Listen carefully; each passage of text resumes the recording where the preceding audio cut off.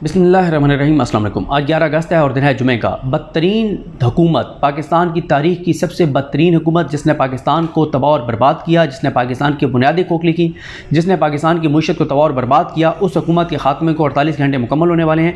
और शहबाज शरीफ जो है वो अभी तक ओहदे पर बराजमान है, क्योंकि जब तक नया वज़ीर आज़म नहीं आ जाता, निगरान वज़ीर आज़म, तब तक शहबाज शरीफ जो है वो इस ओहदे पर मौजूद रहेंगे। तो इस वक्त हालात और सूरत हाल ये है कि एक तरफ तो सदर आरिफ अलवी एक्टिव हो चुके हैं, उन्होंने शहबाज शरीफ को एक ख़त लिख दिया है। उस ख़त के बारे में बताऊंगा शहबाज शरीफ ने जवाब क्या दिया है।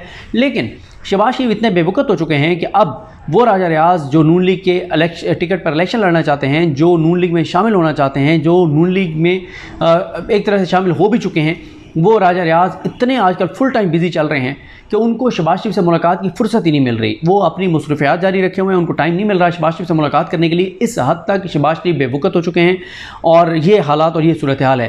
पहले बात कर लेते हैं कि सदर आरिफ अलवी साहब ने जो ख़त लिखा है उसमें सदर आरिफ अलवी साहब ने क्या कहा है, और उसके बाद आपको शहबाज शरीफ साहब का जवाब बताता हूँ। ये आरिफ अलवी सदर मुमलिकत डॉक्टर आरिफ अलवी ने वज़ीर आज़म और कायदे हिज़्ब इख्तिलाफ़ को 12 अगस्त तक निगरान वज़ीर आज़म का नाम देने का कह दिया। यानी कल रात 12 बजे तक, कल 12 अगस्त है, कल रात 12 बजे तक उनको सदर आरिफ अलवी साहब ने कहा कि दोनों आप निगरान वज़ीर आज़म का नाम दें। सदर मुमलिकत का वज़ीर आज़म मियाँ मोहम्मद शहबाज शरीफ और तहलील शुदा कौमी असम्बली के कायदे हिज़्ब इख्तिलाफ़ राजा रियाज अहमद को ख़त। आइन के आर्टिकल 224(1) के तहत सदर मुमलिकत वज़ीर आज़म और कायदे हिज़्ब इख्तिलाफ़ के मशवरे से निगरान वज़ीर आज़म की तैनाती करते हैं। आइन के तहत वज़ीर आज़म और कायदे हिज़्ब इख्तिलाफ़ को कौमी असम्बली की तहलील के 3 दिन के अंदर निगरान वज़ीर आज़म का नाम तजवीज़ करना होता है। आरिफ अलवी कहते हैं कि मैंने वज़ीर आज़म की एडवाइस मंजूर की, 9 अगस्त को कौमी असम्बली तहलील कर दी। वज़ीर आज़म और कायदे हिज़्ब इख्तिलाफ़ 12 अगस्त तक मौजू निगरान वज़ीर आज़म का नाम तजवीज़ करें। ये उन्होंने जो है वो ख़त लिखा है। उस पर शहबाज शरीफ साहब ने क्या जवाब दिया। शहबाज शरीफ साहब की सहाफ़ी से मुलाकात थी, उसमें हमारे जो बोल के हैं फ़ाद चौधरी साहब थे, तो फ़ाद चौधरी साहब ने खबर दी है कि शहबाज शरीफ साहब ने कहा है कि निगरान वज़ीर आज़म से मुतल्लिक़ ख़त लिखने से पहले सदर मुमलिकत को आइन की किताब पढ़ लेनी चाहिए थी। आइन के तहत निगरान वज़ीर आज़म के ऐलान तक मैं वज़ीर आज़म हूँ। 3 दिन में अगर अपोजिशन लीडर के साथ इत्तफ़ाक़ राय ना हुआ तो मामला पार्लिमानी कमेटी के पास जाएगा। 3 रोज़ पार्लिमानी कमेटी के पास होंगे, जिसके बाद इत्तफ़ाक़ राय ना हुआ तो 2 रोज़ इलेक्शन कमीशन के पास होंगे। आज इत्तेहादियों के इजलास के बाद अपोजिशन लीडर से मुलाकात मुतवक्के है। आज मुलाकात ना हो सकी तो कल ज़रूर होगी। कोशिश होगी निगरान वज़ीर आज़म पर इत्तफ़ाक़ राय हो जाए। गुज़िश्ता 16 माह मेरी ज़िंदगी का सबसे मुश्किल दौर था ये। और इस वक्त जब मैं आपसे ये बात कर रहा हूँ, जब ये मैं वीडियो रिकॉर्ड कर रहा हूँ, तो इस वक्त इशाइया चल रहा है इत्तेहादी जमातों का शहबाज शरीफ के साथ, और प्राइम मिनिस्टर ऑफिस वो पहुँचे हुए हैं, जो अहम इनके वज़रा रहे हैं वो भी पहुँचे हुए हैं, और आवाम के टैक्स के पैसों से एक बार फिर वहाँ पे खाने खाबे चल रहे हैं, इशाइये चल रहे हैं, वहाँ पे माल खाया जाएगा आवाम के टैक्स के पैसों का। और ये है सूरत हाल और ये है अहवाल।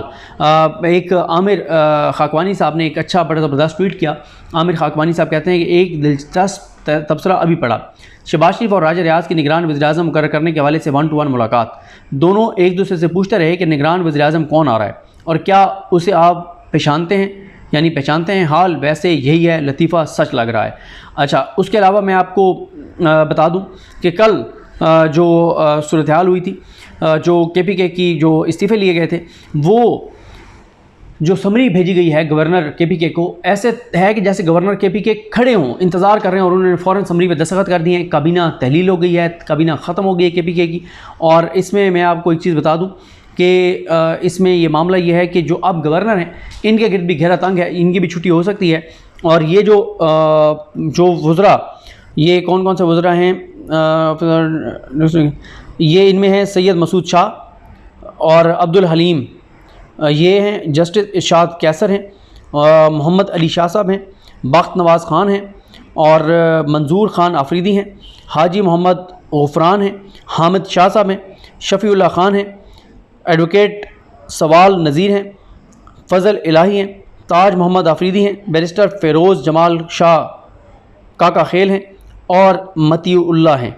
ये हैं 14 मिनिस्टर्स, और इनकी भेजी गई थी, इनके ये सारा समरी बना के इनके जो इस्तीफ़े हैं वो भेजे गए थे, और इनके इस्तीफ़े जो हैं वो मंजूर कर लिए हैं, और मंजूर करके और समरी आ गई है।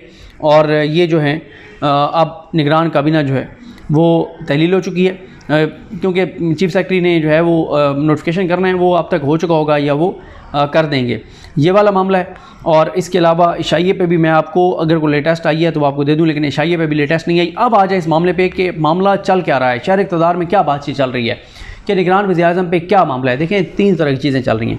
एक चीज़ नून लीग ये तासुर दे रही है, नून लीग के कुछ लोग ये तासुर मार्केट में दे रहे हैं कि देखें नवाज शरीफ डट गया है, अड़ गया है, नवाज शरीफ और इस्टेब्लिशमेंट आमने सामने है। नवाज शरीफ कहता है ये मेरी मर्ज़ी का प्राइम मिनिस्टर होगा, निगरान प्राइम मिनिस्टर, और वो लोग ये कहते हैं कि हालात इस्टेब्लिशमेंट के साथ ठीक नहीं है। यही वजह है कि मरीम नवाज़ को भी पता है इन चीज़ों का, मरीम नवाज़ इसलिए खामोश है 11-12 जून से। एक तो ये बात चल रही है। दूसरा मौक़िफ़ है जो मेरा है या मेरी तरह के कुछ लोग जो हैं जिनका ये राय है, वो ये है कि भाई अगर नवाज शरीफ अपना वज़ीर-ए-आज़म लाना चाहते हैं, निगरान वज़ीर-ए-आज़म, तो नवाज शरीफ मिन्नत अकला तो कर रहे होंगे इस्टेब्लिशमेंट का कि देखिए मैं बदल गया हूँ, मैंने अपने कंडक्ट से साबित किया, मैं सुधर गया हूँ, मैंने अब इदारों पे हमले नहीं करता, मैं इस्टेब्लिशमेंट की तनकीद नहीं करता, मैं वो भड़के नहीं मारता, मैं अब सर झुका के नौकरी कर रहा हूँ, मैं अब देखें आपकी ग़ुलामी में आ चुका हूँ, देखें मेरा भाई जिस रास्ते पर चलता था वो रास्ता ठीक रास्ता था, वो सिरात मुस्तकीम था, अब मैं भी उसी रास्ते पर चल पड़ा हूँ। देखें आप और बात छोड़ें, मेरी बेटी को देखें, मेरी बेटी आपको ट्वीट नहीं कर रही, मेरी बेटी आपको बयान नहीं दे रही, मेरी बेटी ने जब से इक़्तिदार हमें मिला है, आपने हमें जब से मुसल्लत किया है, आप बताएं मेरी बेटी ने कभी कोई ऐसा बयान दिया हो, मेरी बेटी के इर्द गिर्द लोग जो हैं वो उन्होंने कोई ऐसा बयान दिया हो, कभी सवाल ही पैदा नहीं होता। तो आपको हमारे 16 माह के कंडक्ट से यकीन नहीं आया कि 16 माह में अगर हमने जो है अगर कोई बयान इस्टेब्लिशमेंट के ख़िलाफ़ नहीं दिया तो आगे हम कैसे लड़ाई कर सकते हैं? हम आपके खादिम, हम आपको नौकर। लेकिन शायद इस्टेब्लिशमेंट ये कह रही होगी कि देखें जो शख्स तवील अरसे तक नशे का आदी रहा हो, कई बार ऐसा होता है ना, हम अपने मुआशरे में देखते हैं कई लोग जो नशे के आदी होते हैं, एक टाइम ऐसा आता है कि वो नशा छोड़ देते हैं, साल छोड़ देते हैं, 1.5 साल छोड़ देते हैं, 2 साल 3 साल, फिर किसी न किसी मौके पे फिर वो उसी नशे पे लग जाते हैं। तो कोई ना कोई कंपनी उनको ऐसी मिल जाती है, तो क्या गारंटी है कि मियाँ साहब को फिर कंपनी परवेज़ रशीद साहब की मिल जाए, जिस परवेज़ रशीद के बारे में मियाँ शरीफ ने कहा था कि मेरे बेटे और बेटों को मेरी नाफरमानी की सज़ा मिली है, मैंने इन्हें कहा था कि परवेज़ रशीद से बच के रहो, और इन्होंने परवेज़ रशीद से नहीं बचे और उसने इनको फिर फ़ौज की नफ़रत पे लगा दिया। हालांकि मैंने कहा है कि फ़ौज से तुमने पंगा नहीं लेना, तो क्या गारंटी है कि मियाँ साहब फ़ौज से दोबारा लड़ाई नहीं करेंगे? तो इसलिए इस वक्त मियाँ साहब अगर कर रहे होंगे तो मिन्नत तरला कर रहे होंगे। या वो जो मरीम नवाज़ साहबा ने कहा था कि मैंने अंकल्स को मनाया कि अंकल इसाक डार को आने दें, और फिर अंकल्स ने माना मरीम नवाज़ साहबा की बात, अपनी लाडली भतीजी की बात मानी, और फिर इसाक डार जो इश्तिहारी थे, मफरूर थे, जो पाकिस्तान से फ़रार थे, पाकिस्तान के इदारों को मतलूब थे, वो जहाज़ जो प्राइम मिनिस्टर के पास है उसमें वो आए, गए भी वो प्राइम मिनिस्टर के जहाज़ में भाग गए थे, आए भी वो प्राइम मिनिस्टर के जहाज़ में। तो देखें इस सारी सूरत हाल में नवाज शरीफ कर रहे होंगे तो मिन्नत अल्लाह करेंगे। नवाज शरीफ की इतनी औकात ही नहीं है, पीपल्स पार्टी की इतनी औकात ही नहीं है कि ये इस बात पे डट जाएं कि जनाब ये प्राइम मिनिस्टर आएगा। नहीं, क्या होगा? पार्लिमानी कमेटी में इत्तफाक नहीं होगा, जब नहीं होगा फिर क्या होगा? फिर मामला जाएगा इलेक्शन कमीशन के पास। तीसरी एक और भी राय है, वो ये है कि देखिए ये मामला ये नहीं है कि शहबाज शरीफ जो है वो नहीं कि इत्तफाक नहीं हुआ, वो ये समझते हैं कि इस्टेब्लिशमेंट और नवाज शरीफ एक पेज पर है, तीसरे किस्म के लोग शहर इक़्तिदार में, और वो कहते हैं कि उसकी वजह यह है कि ये इस्टेब्लिशमेंट अफोर्ड नहीं कर सकती कि वो पहले इमरान खान के भी अगेंस्ट हैं, और अब वो पीडीएम को भी नाराज़ कर लें तो फिर इस्टेब्लिशमेंट कैसे सर्वाइव करेगी अगर सारों को ही अपने खिलाफ कर लेगी। लेकिन मेरा इसमें कहना यह है कि अगर इस्टेब्लिशमेंट का इस वक्त जो ताकत है इस्टेब्लिशमेंट के पास, अगर इमरान खान जैसा लीडर, पॉपुलर लीडर, वो अगर आज जेल के अंदर है, उसकी ज़मानतें सब मनसूख हो रही हैं, तो ये तो सरतापा करप्शन में डूबे हुए हैं। तो इसलिए इस्टेब्लिशमेंट इनके साथ जो भी करे, इनकी औकात नहीं है कि ये उफ भी करें।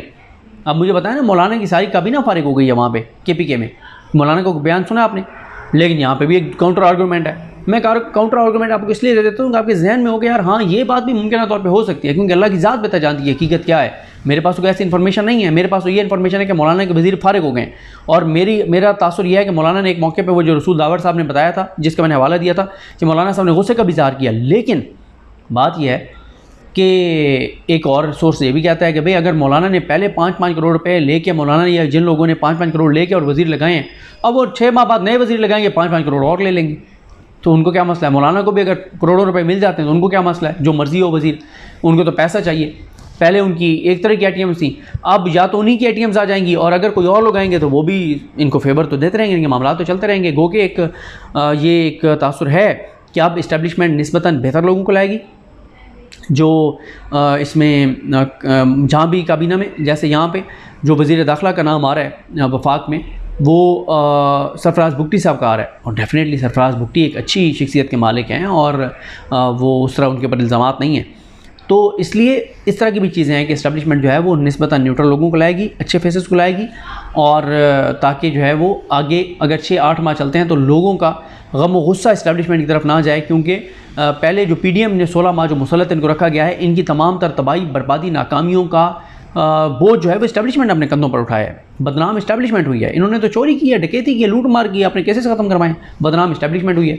अब भी अगर निगरान वज़ीर इनके होंगे, बदनामी इनकी नहीं होगी, इनके बारे में तो सबको पता है कि चोर हैं, डाकू हैं, लुटेरे हैं, बदनामी इस्टेब्लिशमेंट की होगी। तो ये एक तासुर है कि नहीं, इस्टेब्लिशमेंट जो है वो निस्बतन लाएगी न्यूट्रल लोगों को। लेकिन यहाँ पे ये ज़रूर ये दावा कर रहे हैं, ये जो पीपल्स पार्टी और नून लीग वाले हैं, वो कहते हैं कि इस्टेब्लिशमेंट से हमारे मामला तय हो गए। इस्टेब्लिशमेंट ने कहा है वज़ीर आज़म हमारी मर्ज़ी का होगा, निगरान वज़रा जो हैं वो आप लोग आपस में बांट लें, आप अपने अपने नाम देते हैं, और बकौल सोर्सेज़ के नाम दे भी दिए गए हैं कि ये हमारे जो हैं वो वज़ीर होंगे। गो के वज़ीर इत्तलात के लिए फैसल वोटर साहब का नाम आ रहा है, और वज़ीर दाखिला के मैं आपको बता चुका हूँ कि वो सरफराज बुगटी साहब का नाम जो है वो आ रहा है। तो ये तफसीलात हैं, देखते हैं बहरहाल आज कल में क्या डेवलपमेंट होती है। ये वज़ीर आज़म और अपोजिशन लीडर ही इत्तफ़ाक़ कर लेते हैं, या पार्लिमानी कमेटी के पास मामला जाता है, या एंड में सिकंदर सुल्तान राजा साहब से ये काम लिया जाएगा। मुझे अपनी दुआ में याद रखें। अल्लाह करीम हम सब का हामी नासरो। अल्लाह हाफ़िज़।